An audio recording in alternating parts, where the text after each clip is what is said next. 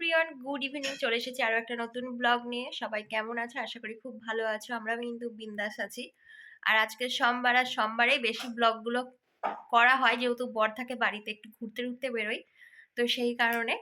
তো এই যে আজকেও দেখো রেডি হয়েছি, তো এখন যাবো একটু ঘুরতে। তো কোথায় যাব জানি না, রাস্তায় বেরিয়ে তারপর দেখা যাক কোন দিক যাওয়া যায়। তো যেহেতু ভাগ্নেও আছে, তো এই জন্য এখন আমাকে আর ওকে নিয়ে এখন বেরোবে। তো চলো, তোমাদের সাথে পরে দেখা হচ্ছে। তো কোথায় যাবো যাবো ভাবতে ভাবতে ভাবলাম যে যেহেতু শীতের সন্ধ্যা, তো বেশ একটু মনটা কফি কফি করছে।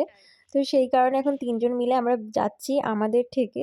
এর আগের দিন আমরা যেখানে গেছিলাম তো সেখানে, তো সেখানে আজকে কফি খেতে যাচ্ছি। তো তার সাথে যদি আর কিছু খেতে ইচ্ছে করে তো অবশ্যই খাবো। তো চলো যাওয়া যাক, বাড়ি থেকে বেরিয়ে পড়েছি।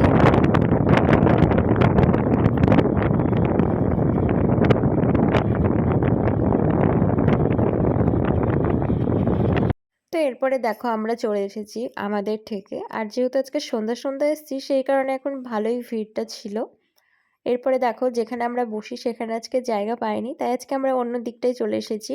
তো এখানে কিন্তু বেশ কয়েকবার এসেছি, তার মধ্যে এখানে কিন্তু আজকে ফার্স্ট বসলাম। তো আমরা এসে এসেই কিন্তু কফি অর্ডার করে ফেলেছি। তো কফির সাথে টফিটা কি নেওয়া যায় সেটাই এখন ভাবছিলাম। তো আমরা আজকে রুমটা চেঞ্জ করেছি। আমরা আজকে কি বলে, মলিবাসের বেড়া থেকে এসছে, একটু কিসের প্লাই বোর্ডের বেড়াতে এসছে নাকি, নীলভূত। ক্যান্ডেল লাইট ডিনার করছি এখন সন্ধ্যাবেলাতে। তো বেশ কিছুক্ষণ ওয়েট করতে করতে এদিকে দেখো এখন চলে এসেছে কফি। আর এরকম শীতের সন্ধ্যায় গরম গরম কফি খেতে কিন্তু ভীষণই ভালো লাগে। তো তোমরাও কি এরকম কফি খেতে ভালোবাসো আমার মতো? কমেন্ট করে জানিও। তো আমরা কফির সাথে সাথে আমরা অর্ডার করেছিলাম চিকেন ললিপপ, যেটা আমার খুব পছন্দের, তো সেই কারণে। তো এদিকে আমি এখন কফি খাওয়া শুরু করে দিয়েছি। আর কফিটা যেহেতু একটু গরম ছিল সেই কারণে ভালো করে ফু দিয়ে নিলাম।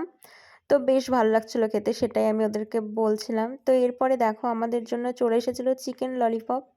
তো এই যে তোমাদের আগেই বললাম চিকেন ললিপপ আমার খুব পছন্দের একটা খাবার, তো সেই কারণে বারে বারে চিকেন ললিপপটাই আমি অর্ডার করি যেখানেই যাই না কেন।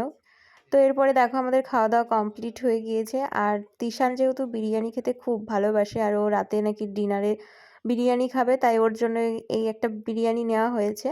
তো আমার যে খুব একটা পছন্দের বিরিয়ানি তা কিন্তু নয়, মোটামুটি লাগে। তো এরপরে দেখো ওখান থেকে চলে এসেছি আমাদের বাজারে। আর যেহেতু আজকে অমাবস্যা ছিল, তো পৌষকালী পুজো হচ্ছে, তো সেই কারণে দেখো এখানে মেলা বসেছে। আর এমনিও কিছুদিন পর মেলা, তো ওই জন্য আরোই হয়তো দোকানপাট বসে গেছে। তো এখান থেকে একটু জিলাপি আর বাদাম নিয়ে নিলাম বাড়ির জন্যে। তো এরপরে দেখো পুজো উপলক্ষে এদিকে সব লাইটিং করা হয়েছে, রাস্তায় লাইটিং দিয়েছে, তো বেশ ভালো লাগছিল। তো এরপরে দেখো একটু মায়ের দর্শন করে নিলাম। এখানে কিন্তু পুজো অলরেডি শুরু হয়ে গিয়েছে।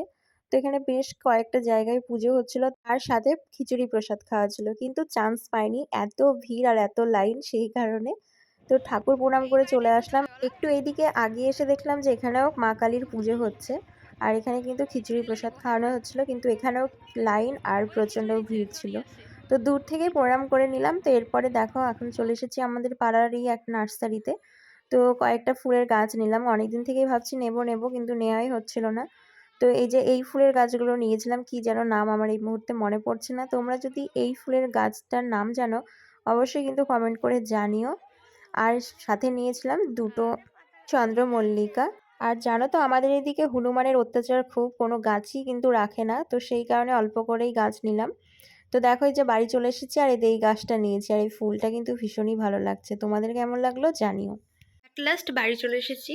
তো আজকের মতো ভিডিওটা আমি এখানেই শেষ করছি। নতুন একটা ব্লগে আবার তোমাদের সাথে খুব তাড়াতাড়ি দেখা হবে।